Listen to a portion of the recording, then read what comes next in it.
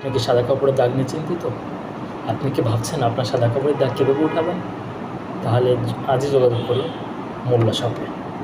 মোল্লা শপে পাচ্ছেন আপনাদের সকলের জনপ্রিয় কোলোরেজ স্পট আউট ক্লিনার, যেটা স্প্রে করলেই আপনার সাদা কাপড়ের দাগ নিমিষেই চলে যাবে।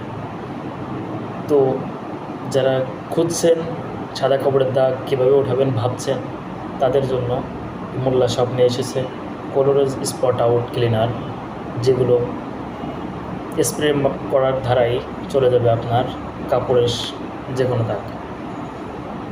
আসসালামু আলাইকুম রহমতুল্লাহ। আমরা যারা সাদা কাপড় ব্যবহার করি তাদের জন্য একটি সুখবর। তো দেখা যায় সাদা কাপড় ব্যবহার করতে গেলে অনেক প্রকার দাগ লেগে যায়, কলার খস, বিভিন্ন প্রকারের দাগ লেগে যায়, কলমের দাগ লেগে যায়।